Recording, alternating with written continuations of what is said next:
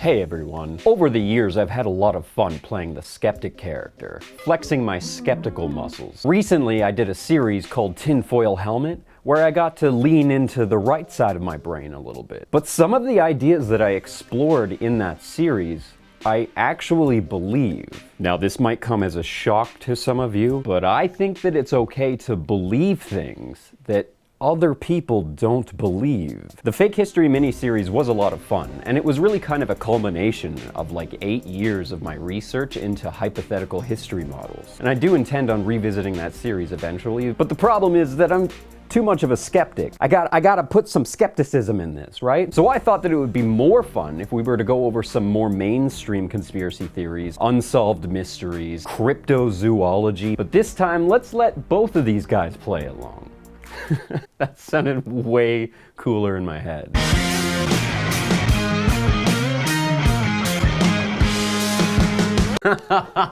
Let's explore some theories that I have heard of before, some that I haven't, and we'll put them together like hypotheticals, come up with some of our own ideas about what might be happening, and then at the end just go full Occam's razor and decide what the final verdict is. And what better conspiracy theory to start this all off with than the one that I know the most about, the missing 411 phenomenon. But before we get started, let's hear from our sponsor, Raycon. Raycon, of course, was co-founded by Ray J, but it has the backing of a ton of other celebrities in the business, such as my BFF, Snoop Diggity. I was actually just out fencing with Snoop the other day, and I was like, Snoop, I need a way to spice up my life. And Snoop was like, hey baby, these sporty earbuds will sure make you look posh. Isn't that scary, Jerry? I've been using these everyday E25s for a while now, and I am very happy with them. The case is hinged and easy to handle. The earbuds are magnetic, so they pop right into place and automatically charge, and then plug the case into a USB to charge the whole unit, allowing you to use the earbuds up to 4 times in a single charge. And their latest model is their best yet, with more bass, 6 hours of continuous playtime, a wide variety of fun color options, and a more compact design that comes with a variety of size options, giving you that perfect noise-isolating fit. I'm always listening to music, a good beat keeps me energized and focused, and these everyday E25s are super easy to use. After you've paired them to your device, all you need to do is just take them out of the case, stick them in your ear, and you're listening to your favorite music. And they're so snug and tight that I keep forgetting that I'm even wearing them. And the best part is that you get like the same high quality sound as premium headphones, but for like half the price. And I'm here to make them even cheaper for you today. All you gotta do is click that link in the description below. Go to buyraycon.com/skeptic to get 15% off of your purchase. I'm Edna Keith's mother. I was visiting my parents in Ritter, Oregon, and so I said, oh, where's your brother? And he said, oh, he went around the barn. Then we went back to find him, and he wasn't there. According to Oregon State Police, there are 41 missing children in Oregon. It's an unknown what happened to these people. It extends far beyond just kids. Hundreds of people vanished from our national parks and forests under very unusual but very similar circumstances. In a lot of these cases, search and rescue, or the volunteers searching people, have already gone over certain areas, not once, not twice, but even dozens of times. And then the child is found there, maybe a year, maybe a few years later. Missing 411 is a series put together by David Paulides, an ex-police officer, and he noticed a pattern of unsolved missing people's cases deep in the woods, mostly in national parks across Canada and the United States. He started a Can-Am Missing, but his Missing 411 book series is what he's most famous for. He's been on, like, billions of podcasts and radio shows like Coast to Coast AM. And I explained all the issues I'd had with the Park Service and how they had obstructed, delayed, done everything they could. And I said, how do you account for that? He says, a complete lack of integrity. He goes, Dave, that's the way the Park Service works. The question why is it's corrupt? It's just the way they do business. And he said, you're never probably going to get that information out of them regarding missing people because they don't want you to have it. And he also trolls different conventions, like UFO conventions, Bigfoot conventions. So he sells this series as conspiratorial. And when I first heard of this series, I actually heard of some of the craziest stories first. And that's what really got me into it, because especially when you start to pair them all together, It sounds like there's a pattern, some sort of magician making people disappear and reappear in different places, abducting them and making them vanish from the face of the earth. Sometimes the pattern makes it sound like UFOs, sometimes it makes it sound like Bigfoot. If you match together David Paulides' map of different cluster locations of missing people with a map of all of the limestone caves, seems like maybe it might be big bears. And on one level, this is a really fun conspiracy theory because of the mystery behind it. But also, I would like everybody to remember that we are talking about missing people, and in today's video, we're going to be talking about missing children. So please try to be respectful of that in the comments section. Because the truth is, even though there are quite a few cases that completely baffle me, that I will agree sound like some sort of supernatural event is happening, when I start to go through some of these case by case, I can't help but notice a startling number of them can be easily explained and actually shows a much more problematic pattern in Canada and the United States. For each of his books, David Paulides puts together a different set of criteria. And when you look for these missing people's cases by these criteria, you'll not only find a very strange pattern, but you'll also notice that a lot of these cases have a ton of strange, bizarre details that you would never think to hear in a normal missing people's case, at least not one that didn't end in charges. Some of these patterns are that these people usually go missing next to water. When they're found, they're usually found in a place that was already searched multiple times. There's almost always a storm that rolls in right after the person goes missing. A lot of these people end up reappearing several miles away from the search area, usually way too far away for the time that they've had to travel. And a startling number of these cases have people that were there 1 second, witnesses turned for only a moment, turned back to find that the person was completely gone. And a lot of those never to be seen again. And there are a ton of other bizarre details in these Mystery 411 cases I'm sure that you'll discover when you start searching for these yourself. And we're actually starting with a case that I've never heard of before. I actually don't know what to expect. This case actually just happened in June of 2020. A 14-year-old autistic boy went missing at 2:30 p.m. on a Monday after running ahead of his family while trekking on Mount Disappointment, 60 kilometers north of Melbourne in the state of Victoria. Will astounded rescuers with his relatively robust form. After being examined for a suspected broken foot and an insect lodged in his ear, the teenager's already back with his family. Mount Disappointment is one of Melbourne's most accessible forest areas with hiking trails and roads. Mount Disappointment is also the main water source of the Yan Yean Reservoir. So that's detail number one, accessible yet remote public area that's next to water. So here's bizarre detail number one. He was not prepared or dressed to endure an overnight stay. With the area experiencing sub-zero temperatures, William was only dressed in light clothing and did not have any food or water with him. Around 500 people searched for the boy over a period of 3 days, and the search party included members of the public, Victoria Police, Victoria State Emergency Service, Bush Service and Rescue, Victoria, and County Fire Authority. So 500 people is a huge search party. Temperatures of the first night of the disappearance dropped to -1 degree Celsius below freezing to 5 degrees Celsius on the second night, with still no trace of the missing child. So when crews were finally able to reach the boy, they described it kind of bizarre. On the third day, a local man who was familiar with the mountain found the boy. Quote, "He was just about 15 meters from me, just standing there.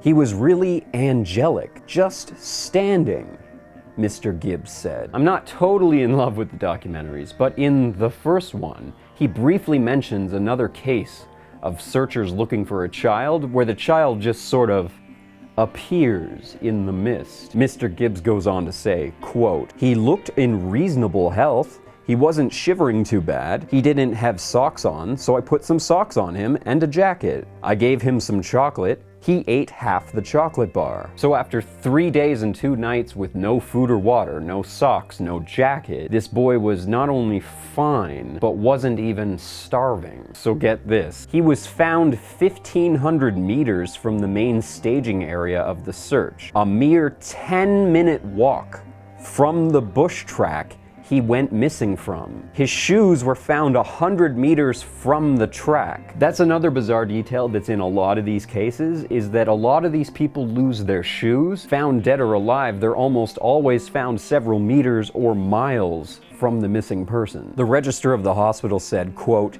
"He's got a couple of abrasions on his feet and 1 or 2 on his face, but other than that, he's looking pretty good." The deputy emergency medicine director said William did not get hypothermia. Now here's the thing, missing people's cases, even deep in the woods, usually end in the first couple days, with the person being found dead or alive, within a few kilometers of the search area. But these missing 411 cases almost always end up going on for 5 days or longer. By the 5 or 6 day mark, it's basically impossible for search and rescue dogs to not find something. But in most of these cases, the dogs come up with nothing. So that was a more recent case. Here's a case that I know a little bit more about. The search continues for 22-year-old Morgan Heimer at Grand Canyon National Park. Heimer, a tour guide for Tour West, went missing last week on June 2nd around River Mile 213 near Pumpkin Springs. The last 6 days have turned up no clues about his whereabouts. He disappeared inexplicably on June 2nd, 2015. On day 6 of a tour that he had done before, the group had stopped along the Colorado River to take a trip down the creek to Pumpkin Springs for a swim. He was last seen trailing the end of the group as they walked back from the pool around 4 p.m. Many sources alleged that the tour team leader saw him standing by the creek's edge one moment, turned away briefly, and when he turned back, Morgan was gone. So that's another detail that usually ties a lot of these cases together. The person that goes missing is at the front of a line or at the back of a line of people and is only out of sight for a brief moment when they disappear. Initially, his absence was believed to be explainable, as he had mentioned about wanting some time off that day. Members of the tour were absolutely baffled by his disappearance, as the canyon walls are so steep and the creek so small. Basically, there was only one way in and out of that swimming hole. Morgan was athletic, strong, a good swimmer, so this young man should have been more than equipped to survive the elements on his own, and was wearing a life preserver, so he couldn't have just sunk to the bottom of the creek and floated off. Somebody would have noticed him eventually. There was no concern of predators, and the location he went missing is so remote, it would take days by boat or foot to access. Despite this, Morgan was never found, nor any evidence was ever found of his disappearance. Not a piece of clothing, not a footprint, nothing. And finally, this is one of the most frustrating cases, and probably one of the ones that I know the most about. Jared Atadero. We're here at the Poudre Canyon, about 40 miles due west of Fort Collins, Colorado, along Highway 14. The mountains behind me represent the area surrounding the Big South Trail in the area where Jared disappeared, approximately 20 miles away. This is a rugged area of Colorado. Elevation ranges from 8,800 feet to approximately 9,500 feet. On October 2nd of 1999, 3-year-old Jared Atadero went missing while on a hike with his 6-year-old sister and 11 other adults located in Comanche Peak Wilderness. Jared's father, Alan Atadero, was the co-owner of the Poudre River Resort. His main duty was running the gift shop, and usually he was there with his family all day, every day. So this case is really bizarre because the father wasn't with the child when he went missing. A Christian singles group who were known to Alan Atadero were staying at the resort, and they were helping Alan prepare the resort for the winter in exchange for lodging. On the morning of the 2nd, a group of 11 Christian singles decided that they were going to go to a nearby trout farm, and Alan had given them permission for Jocelyn, his 6-year-old daughter, to go with them. Jared Atadero naturally wanted to join his sister, so Alan Atadero decided to let him go with Jocelyn. Alan described what Jared was wearing, noting that he had shoes on, but he hated tying his laces. So he let his son go 1.5 miles to a outdoor trout farm with no tied shoelaces.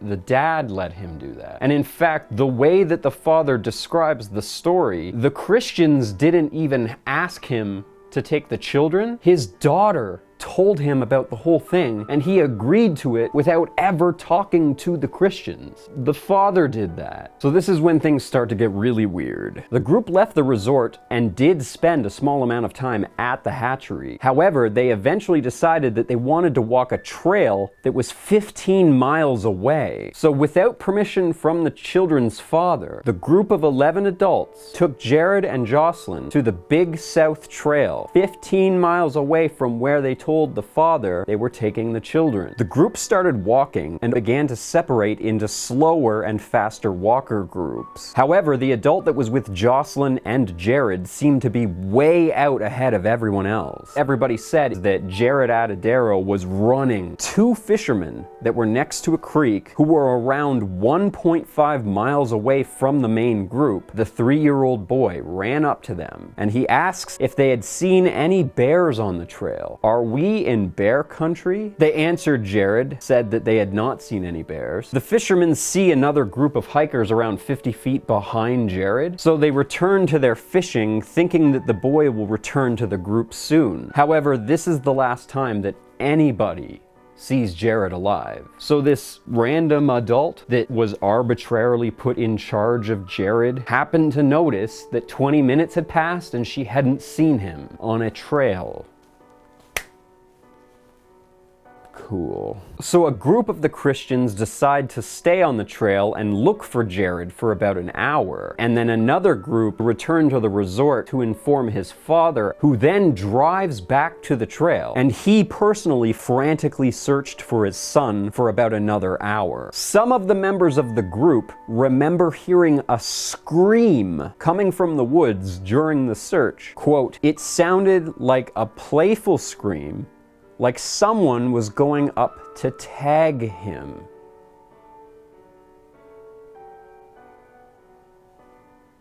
65 search and rescue personnel were deployed, including a helicopter. After struggling with its fuel load, it stalls and plummets 100 feet. On only the second day of the search, there were 17 news crews lined up along the remote road. Searchers were being taken out on stretchers. The army had blocked off the helicopter crash site. The handling of the search effort by the sheriff's department seems strange enough. They did not allow Jared's father to assist with the search. Alan says that they threatened to arrest him if he or his brother even stepped on the trail. They refused any help from any volunteers. That's not super atypical. If the search area is small enough, you don't want a bunch of random people trampling all over a possible crime scene. They did not communicate with the family very well at all. For example, Alan learned about the fisherman speaking to Jared while listening to the radio. That's really shitty. An official told Alan that there was only one way in and out of that trail area, which is not true. Again,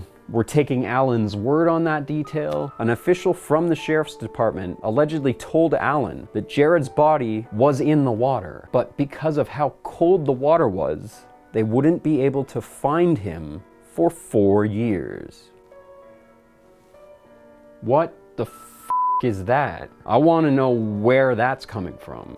In the final detail, the search and rescue dogs were given a pair of Alan Atadero's shorts instead of a piece of Jared's clothing to smell to search for Jared. And Alan says when he questioned the search and rescue team why they weren't using a piece of Jared's clothing, they responded by threatening to quit the search. The search lasted 24 hours a day for the first 8 days before being officially suspended on the 10th of October. More than 200 trained searchers searched for Jared without finding any solid clues. It is very rare in a missing persons case, even deep in the woods, for there to be no clues. So 4 years later, they finally found some remains. On June 4th of 2003, Jerry Watts and Rob Osborne were hiking off trail in the Big South Trail area when they stumbled upon a white tennis shoe 500 vertical feet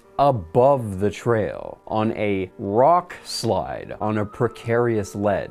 They then found the other shoe, a brown fleece jacket, and blue sweatpants turned inside out. The pant legs were tattered, but experts say that it was by rodents and birds that were using the material to make nests. There didn't seem to be any blood, any animal cuts, bite marks. The cloth jacket did appear to have puncture marks, but the nylon shoes barely had any weathering. They didn't look anything like they had been out in the elements for 4 winters. 11 days later, just before Father's Day, another search group found a molar and part of his skull cap. And when asked, the people who found the shoes said there's no way a child could have climbed all that way on his own. So maybe it was a mountain lion, right? Maybe a mountain lion carried him all that way. But there are only 14 confirmed mountain lion kills in the United States since like 1910 or whatever. And in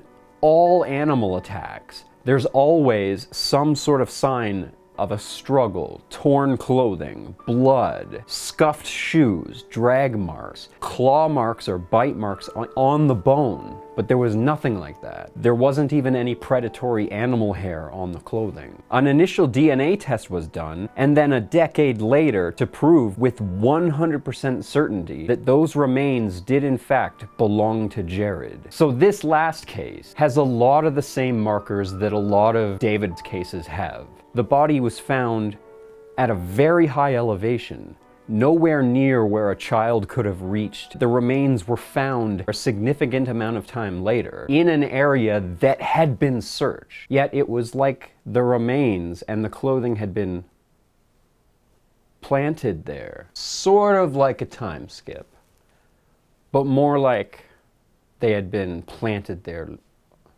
later. So when David Paulides researches these cases, he often finds resistance from the local sheriff's department, the Park Service. He claims that the National Park Service said that he has to pay $1.4 million to get a comprehensive list of all of the missing people from national parks across the United States. And chances are the reason that they're charging him the money is because they would actually have to put together the manpower to collect that list for him. So why is it so hard? Is it a cover-up? Are they trying to hide UFOs from us? Is there police corruption they don't want us to know about? Or is it just that they're so incompetent that they're embarrassed that they can't stay on top of this issue? Or is it just too uncomfortable to say that there's a lot of negligent parents and family members out there that seem to allow usually handicapped or impaired people to go missing deep in the woods? And there's not really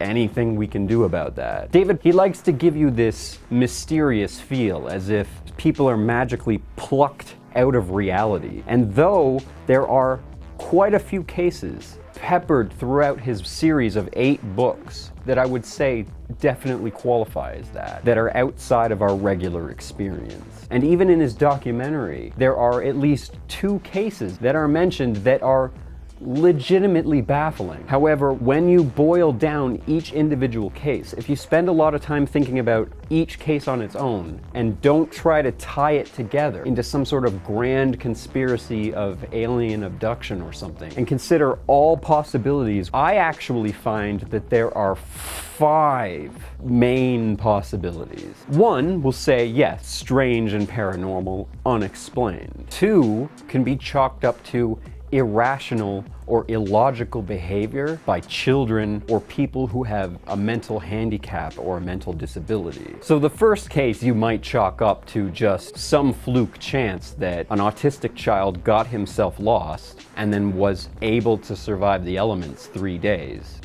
That's not that crazy. In the second case, maybe Morgan wanted to disappear. In a lot of missing people's cases, the person that goes missing wants to be missing. And if they're found dead, it's because they wanted to be dead. 3, negligent parents.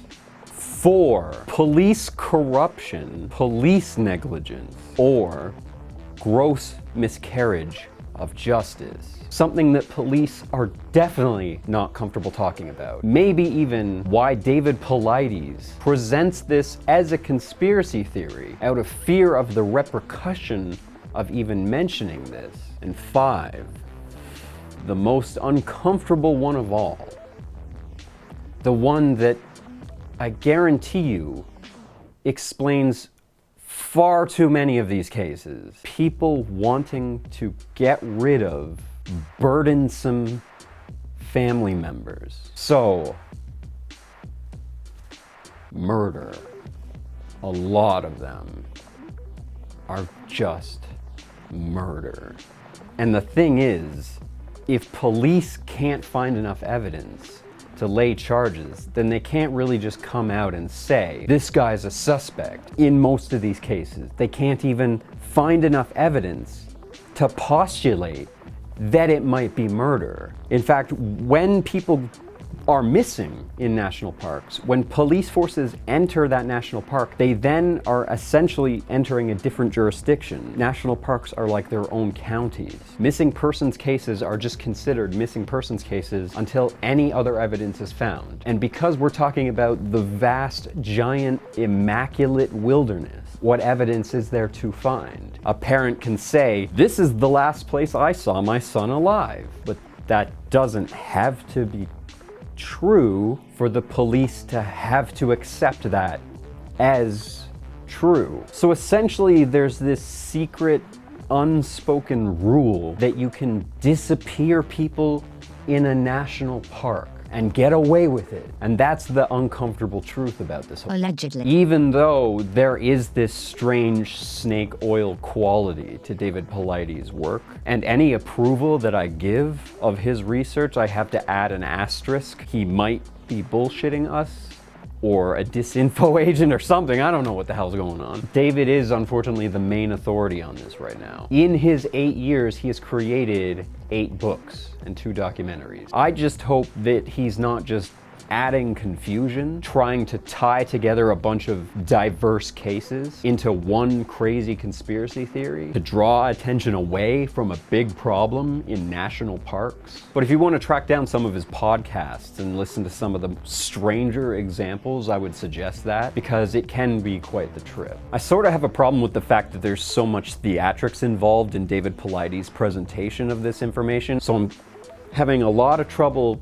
figuring out exactly what his angle is. But that being said, I would give the Mystery 411 conspiracy theory a 7 out of 10 on the creepy scale, but a 3 out of 10 on the believability scale. If you can think of any other details from these cases that were really strange that stuck out to you, please remind me in the comment section below. And of course, I'm open to suggestions for any future episodes. And if you love the Armored Skeptic, please consider visiting my merch store or contributing to my Patreon. The links are in the description.